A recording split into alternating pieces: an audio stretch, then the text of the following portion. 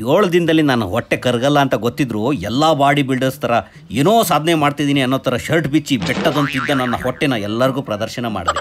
Smart watch ಕಟ್ಕೊಂಡು camera pack ಮಾಡಿಕೊಂಡು ಹೊರಟೆ. ಪ್ರತಿದಿನ ಇಲ್ಲಿ ಓಡಾಡ್ತಿದ್ದವ್ರ ಗುಂಪಿನಲ್ಲಿ ನಾನು ಒಬ್ಬ ಆಗಿದ್ದೆ. ಆದರೆ ಇವತ್ತು ಅವರಿಂದ ಹೊರಗಡೆ ಬಂದು ನಾನು ಬೆಂಗಳೂರನ್ನ ನೋಡ್ತಾ ಇರೋ ದೃಷ್ಟಿ ಬದಲಾಗಿದೆ. ಕೆಲವರಂತೂ ತಮ್ಮ ದೇಹನ ಒಗೆದು ಅಲ್ಲೇ ಪೈಪ್ಗಳ ಮೇಲೆ ಒಣಗಾಕಿದ್ರು. ನನ್ನ 7 ಡೇಸ್ ಚಾಲೆಂಜ್ ಮುಗಿಯೋದ್ರೊಳಗೆ ಒಂದಲ್ಲ ಒಂದಿನ ನನ್ನ ದೇಹನೂ ಹೀಗೆ ಒಗೆದು ಒಣಗಾಕಬೇಕು ಅಂತ ಪಣ ತೊಟ್ಟೆ. ಬಂಧುಗಳೇ, ನಿನ್ನೆ 7 ಡೇಸ್ ಚಾಲೆಂಜ್ ಮಾಡ್ತೀನಿ ಅಂತ ನಿಮ್ಮ ಮುಂದೆ ಪ್ರಾಮಿಸ್ ಮಾಡಿದ್ದೆ. ಇಷ್ಟು ಬೇಗ ಆ ಸಮಯ ಬರುತ್ತೆ ಅಂತ ಅಂದ್ಕೊಂಡಿರಲಿಲ್ಲ. ಬೆಳ್ಳಂಬೆಳಗ್ಗೆ ದೇಹ ಹೇಳೋಕ್ಕೆ ರೆಡಿ ಇದ್ದರೂ ಬುದ್ಧಿ ಮಾತ್ರ ಇನ್ನೂ ಸ್ವಲ್ಪ ಹೊತ್ತು ಮಲ್ಕೋ ಅಂತ ನನ್ನ ಸೋಂಬೇರಿತನಕ್ಕೆ ಸಪೋರ್ಟ್ ಮಾಡ್ತಿತ್ತು. ನನ್ನ ಮಗಳ ಅಳುವಿನ ಸದ್ದಿಗೆ ಬಲವಂತವಾಗಿ ಮೇಲೆದ್ದು ನನ್ನ ದೇಹನ ಬಾತ್ರೂಮ್ಗೆ ಎಳ್ಕೊಂಡು ಹೋದೆ. ದೇವರಾಣೆ ಹೇಳ್ತೀನಿ, ನಾನೀಗಿರೋ ಪರಿಸ್ಥಿತಿಲಿ ನೆನ್ನೆ ನಿಮ್ಮ ಮುಂದೆ 7 ಡೇಸ್ ಚಾಲೆಂಜ್ ಅನೌನ್ಸ್ ಮಾಡಿಲ್ಲ ಅಂದಿದ್ದಿದ್ರೆ ಈ ಚಾಲೆಂಜ್ ನೆಕ್ಸ್ಟ್ ದಿನಕ್ಕೆ ಪೋಸ್ಟ್ಪೋನ್ ಆಗಿರ್ತಿತ್ತು. ಅಷ್ಟಲ್ಲದೆ ನೆನ್ನೆ ನಮ್ಮ ಬಾಮೈದ ನನ್ನ ಮೇಲೆ ಮಾಡಿರೋ ಅಪವಾದ ಎಲ್ಲ ಸತ್ಯ ಆಗ್ಬಿಡುತ್ತೆ ಅಂತ ಅನ್ನೋ ಭಯಕ್ಕೆ ರೆಡಿಯಾಗಿ ನಿಂತೆ. ಅಷ್ಟರೊಳಗೆ ನನ್ನ ಮಗಳ ಬೆಳ್ಳಂಬೆಳಗ್ಗೆ ಗೋಳಾಟದ ಅಲಾರಾಮ್ ಸದ್ದು ಅಂತಿಮ ಘಟ್ಟಕ್ಕೆ ತಲುಪಿತ್ತು. ಅದನ್ನು ಚಿತ್ರೀಕರಣ ಮಾಡೋಣ ಅಂತ ಹೋಗಿದ್ದ ಕ್ಯಾಮ್ರಾದ ಮೇಲೆ ಮಗಳ ದಾಳಿ ನಡೆದಿತ್ತು. ಬಿಡಿ ಮಗಳೇ, ಎಲ್ಲರೂ ಕ್ಯಾಪ್ಚರ್ ಮಾಡ್ತಾ ಇದ್ದೀನಿ. ನಿಮ್ಮದು ನಮ್ಮದೊಂದು ಸೀರೀಸ್ ಮಗಳೇ, ಇದು ಜಾಗಿಂಗ್ದು ಎಕ್ಸಸೈಸ್ ಸೀರೀಸು. ಅಯ್ಯೋ ಬಿಡಿ ಮಗಳೇ, ಅಯ್ಯಪ್ಪ. ನೆನ್ನೆ ನನ್ನ ಜೊತೆ ವಾದ ಮಾಡಿದ ನನ್ನ ಬಾಮೈದ ತನ್ನ ಸೋಂಬೇರಿತನಕ್ಕೆ ಬಲಿಯಾಗಿ ಚಳಿಗೆ ಬೆಡ್ಶೀಟ್ ಹಚ್ಕೊಂಡು ಬೆಚ್ಚಗೆ ಮಲಗಿದ್ದ. ಎಲ್ರಿಗೂ ಗುಡ್ ಆಫ್ಟರ್ನೂನ್ ಬಂದಾಗ ಇವನಿಗೆ ಗುಡ್ ಮಾರ್ನಿಂಗ್ ಬರುತ್ತೆ. ಇವನ್ನ ಕಾಯೋದ್ರಲ್ಲಿ ಅರ್ಥ ಇಲ್ಲ ಅಂತ ನಾನು ಅಲ್ಲಿಂದ ಹೊರಡಕ್ಕೆ ಸಿದ್ಧ ಆದೆ. 7 ದಿನದಲ್ಲಿ ನಾನು ಹೊಟ್ಟೆ ಕರಗಲ್ಲ ಅಂತ ಗೊತ್ತಿದ್ರು ಎಲ್ಲ ಬಾಡಿ ಬಿಲ್ಡರ್ಸ್ ಥರ ಏನೋ ಸಾಧನೆ ಮಾಡ್ತಿದ್ದೀನಿ ಅನ್ನೋ ಥರ ಶರ್ಟ್ ಬಿಚ್ಚಿ ಬೆಟ್ಟದಂತಿದ್ದ ನನ್ನ ಹೊಟ್ಟೆನ ಎಲ್ಲರಿಗೂ ಪ್ರದರ್ಶನ ಮಾಡಿದೆ. ನಂತರ KA53 ಮೆನ್ಸ್ ಕ್ಲಬ್ನವರು ಕಳಿಸಿದ್ದ ವರ್ಕೌಟ್ ಔಟ್ಫಿಟ್ನ ಧರಿಸಿ ನನ್ನ ಹೊಟ್ಟೆ ಮುಚ್ಕೊಂಡೆ. KA53 ಅವರು ಈ ಔಟ್ಫಿಟ್ ಮಾತ್ರ ಮೈ ಮೇಲೆ ಬಟ್ಟೆನೇ ಇಲ್ವೇನೋ ಅನ್ನೋ ಥರ ಅಷ್ಟು ಕಂಫರ್ಟಬಲ್ ಆಗಿ ಕೂತ್ಕೊಂಡಿತ್ತು. ಇದು ವರ್ಕೌಟ್ ಮಾಡೋಕ್ಕೆ ಇನ್ನಷ್ಟು ಸ್ಫೂರ್ತಿ ತುಂಬಿತು. ದೇಹದ ಎಲ್ಲ ಭಾಗದಲ್ಲೂ ಸ್ಟ್ರೆಚ್ ಮಾಡಿದೆ. ಬಗ್ಗೋಕೆ ಮಾತ್ರ ನನ್ನ ಹೊಟ್ಟೆ ಅಡ್ಡವಾಗಿ ನಿಂತ್ಬಿಟ್ಟಿತ್ತು. ಇದನ್ನು ಕರಗಿಸೋಕ್ಕೆ ಅಂತ ಅಲ್ವಾ ಈ ಚಾಲೆಂಜು? ನಡೀರಿ ಮತ್ತೆ ಹೋಗೋಣ. ಸ್ಮಾರ್ಟ್ ವಾಚ್ ಕಟ್ಕೊಂಡು ಕ್ಯಾಮ್ರಾ ಪ್ಯಾಕ್ ಮಾಡಿಕೊಂಡು ಹೊರಟೆ. ಹೋಗ್ಬರ್ತೀನಿ, ಜಾಗಿಂಗ್ ಹೋಗ್ಬರ್ತೀನಿ. ಸ್ಟ್ರೆಚ್ ಮಾಡ್ತಿದ್ದೆ, ಅದಕ್ಕೆ ಇದು ಸ್ಟ್ರೆಚ್ಚಿ ಅಂತ. ನನ್ನ ಅಮ್ಮು ನನ್ನ ಬಿಟ್ಕೊಡೋಕ್ಕೆ ಅಂತ ಹೊರಗಡೆ ಬಂತು. ಅದನ್ನು ಎತ್ಕೊಂಡು ನಾನು ಮುದ್ದಾಡಿದ ರೀತಿನ ನೋಡಿ ನಾನು ನಾಯಿನ ಇವ್ ನಾಯಿನ ಅಂತ ಅದಕ್ಕೆ ಕನ್ಫ್ಯೂಸ್ ಆಗೋಯ್ತು.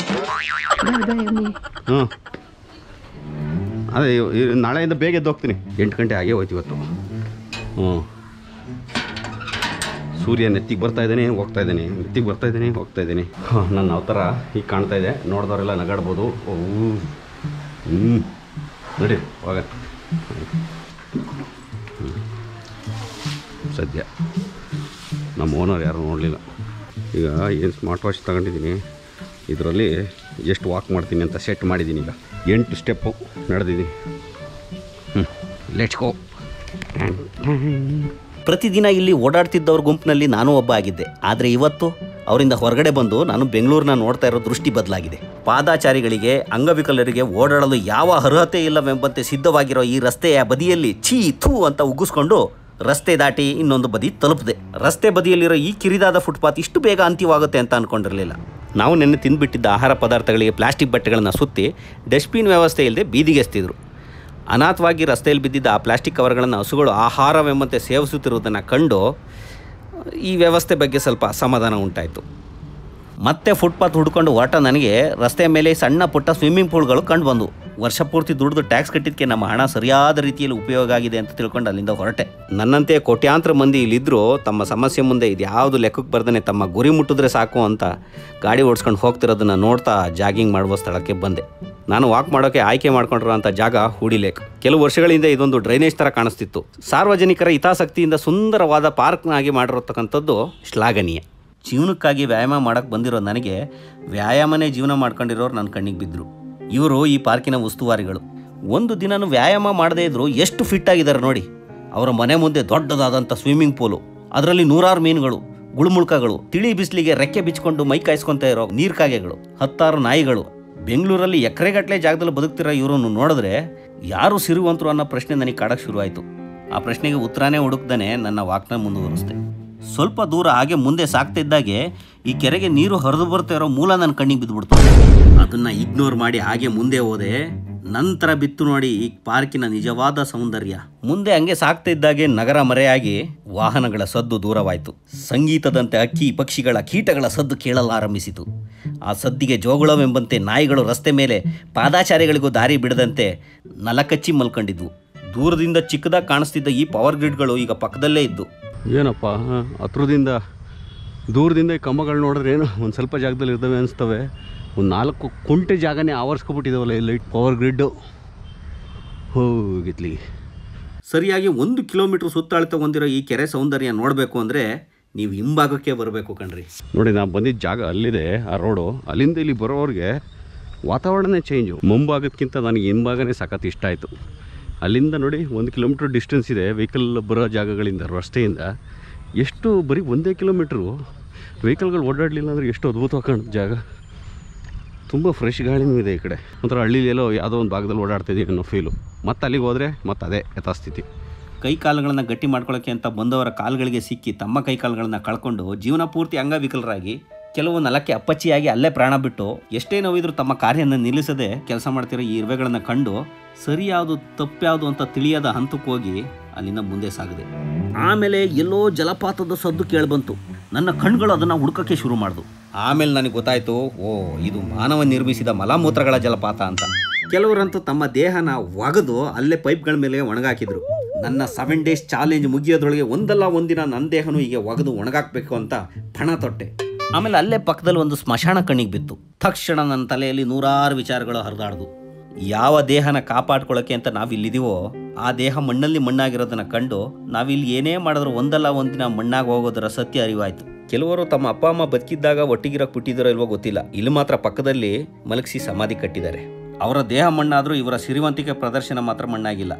ಒಂದು ಗೋರಿಗಳಿಗಿಂತ ಇನ್ನೊಂದು ಗೋರಿಗಳು ದೊಡ್ಡವು. ಅದನ್ನು ನೋಡಿ ನಾನು ಕಿರುನಗೆಗೆ ಜಾರದೆ. ಏನೇ ಆಗಲಿ, ಇವತ್ತಿನ ಈ ವಿಡಿಯೋನ ನೋಡಿ ಕೊನೆಗೆ ನನಗನ್ಸಿದ್ದು, ಇಡೀ ಯೂಟ್ಯೂಬ್ನಲ್ಲಿ ಈ ಥರ ವರ್ಕೌಟ್ ವಿಡಿಯೋನ ಯಾರೂ ಮಾಡಿಲ್ವೇನೋ ಅನ್ನಿಸ್ತು. ಏನು ಮಾಡೋದು, ನನ್ನ ಡೇ 1 ವರ್ಕೌಟ್ ಶುರು ಆಗಿದ್ದೆ ಹಿಂಗೆ. ಈ ಹುಚ್ಚಾಟನ ಇಲ್ಲಿಗೆ ನಿಲ್ಲಿಸಿ ಬನ್ನಿ, ನಾನು ಬಂದಿದ್ದ ಕಾರ್ಯನ ಮುಂದುವರಿಸ್ತೀನಿ. ವಾಕ್ದೇನಿದೆ ಕಂಪ್ಲೀಟಾಗಿ ಅದನ್ನು ಕ್ಲೋಸ್ ಮಾಡ್ತೀನಿ. ಎಂಡ್ ಆ್ಯಂಡ್ ಎಕ್ಸಿಟ್ ವಾಕು ಏನೇ ಎಕ್ಸಸೈಸ್ ಇತ್ತದು ಇಷ್ಟು ನೋಡಿ ನಂದು ರಿಸಲ್ಟು. 4 ಮೇಲೆ 0.1 ಕಿಲೋಮೀಟ್ರ್ ಓಡಿದ್ದೀನಿ. ರನ್ನಿಗೆ ಹಾಕೊತೀನಿ. ಈಗ 1 ಕಿಲೋಮೀಟ್ರ್ ಓಡಬೇಕೀಗ. ಸತತವಾಗಿ 5 ವರ್ಷ ಆಯಿತು ಓಡಿ. ಈಗ ಬಂದು ನಿಲ್ತೀನೋ ಏನು ಕತೆ ಏನು ಅಂತ ಗೊತ್ತಿಲ್ಲ, ನೋಡೋಣ ಬರೀ. Come on let's run.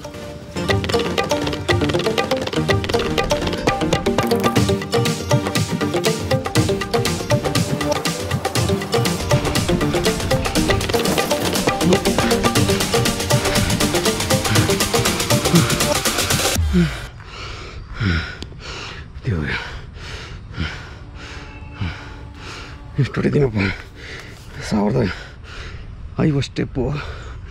ಭಾರಿ ಇದು ದುಸ್ಥಿತಿಯಲ್ಲಿದೆ ದೇಹ. Heart rate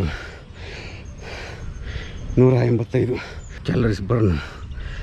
96 1 kilometre ಓಡಿರೋದು.